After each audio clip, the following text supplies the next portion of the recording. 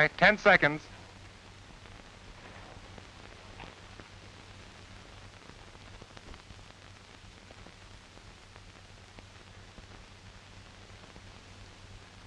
.6:45.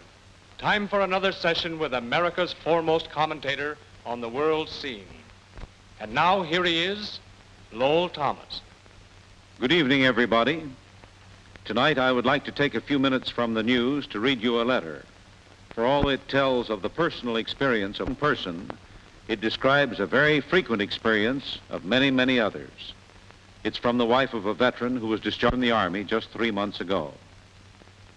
Dear Mr. Thomas, 4 years ago, my husband went into the Army. All at once, the newspaper headlines came to life. The war from 1,000 battlefronts with tongue-twisting names put its foot inside my door. For this was my husband, the father of my child, going off to fight. Be brave, keep your chin up.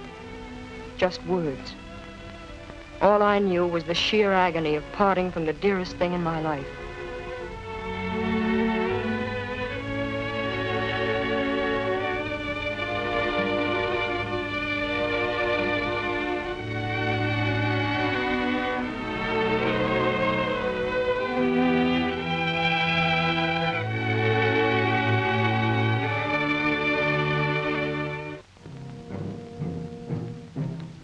he went into the infantry a foot soldier like millions of others, marching home by way of the rest of the world. He was at Salerno, where men who were his friends died, men with children just as dear to them as our little girl is to him, men who loved a Frankfurter at the ball game just as much as he. Men whose mothers and wives prayed just as fervently as I. They died. But God was with him and he lived. Yes, they died and he came through, alive and sound. He was at casino where real flesh and blood men, not just statistics, traded their lives for a bit of ground too small to hold their bodies. And yet, though bomb and bullet and bayonet vied for the honor of killing him, once again he came through. 4 years of this, 4 long years of this grim Cook's tour, with every advance offering death still another chance. All through those long 50-hour days and 100-day months, I lived in fear of hearing the doorbell ring, reading that telegram that starts, "The War Department regrets." But no, the telegram never came. The war ended and my husband was still alive. Almost before the impact of this miracle had dawned upon me, he was home, safe in my arms. The misery and the longing and the worry and the danger were all behind him. He was home, and he was safe.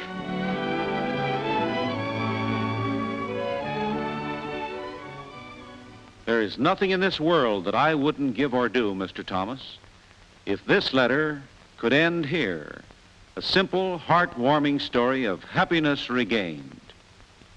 But life, unfortunately, is not always like the movies, and happy endings often turn out to be not endings at all, but beginnings, beginnings of sorrow and misery. 3 months after my husband was discharged, life was beginning to return to normal. He had his old job back with the promise of even better things to come. The baby who had become a little girl during his absence learned to love the man who was the photo on the piano come to life. And I felt as though I had begun to live again. As I look back now, I can't remember just what I was thinking about that morning. What to have for dinner, or perhaps the invitation to the Clark's party. But it doesn't matter, for every plan and dream ended that morning at an intersection on the way to town. My husband was in his car waiting for a light to change. I'll never know whether he saw the man in the big sedan, but even if he had, there was no time to act. For this man speeded up to beat the light, tried to make a sharp right turn, and crashed into him.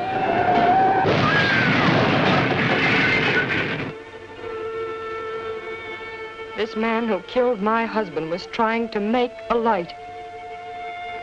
Trying to save 1 minute's worth of time.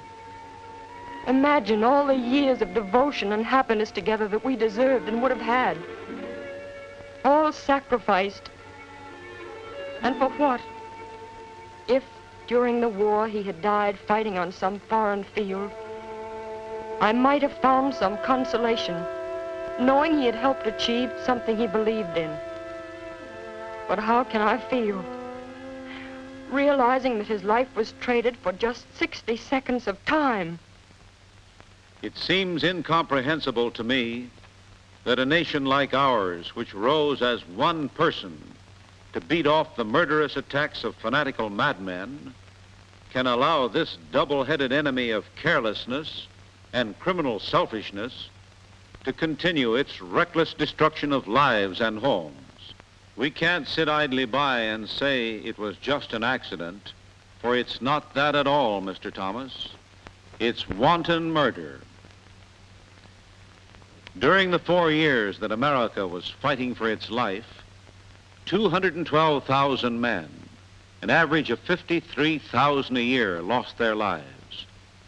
Now that the war is ended, we think that terrible waste is over. Ah, but that's an illusion. The horrible slaughter continues.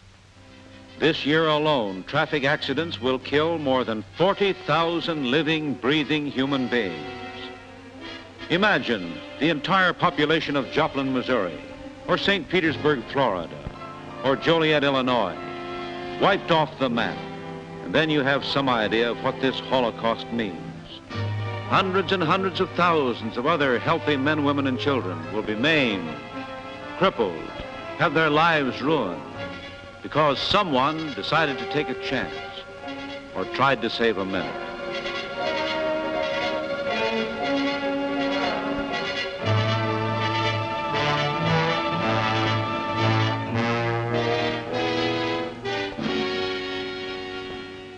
Accident statistics may seem small compared to the millions and billions that are lightly tossed around these days. But remember, these statistics mean lives lost, people who lived and loved and whose passing has left a void in the hearts of their dear ones. That empty place at the dining room table.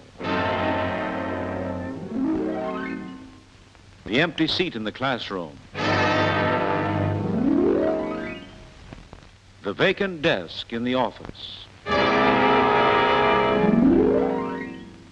These things are just criminal waste, for by far the largest number of our traffic accidents that take such a heavy toll of our citizens are avoidable, completely avoidable, with just a little more care, a little more consideration for the other fellow, a little more common sense on the part of pedestrians as well as motorists, and we could keep thousands of people healthy and well.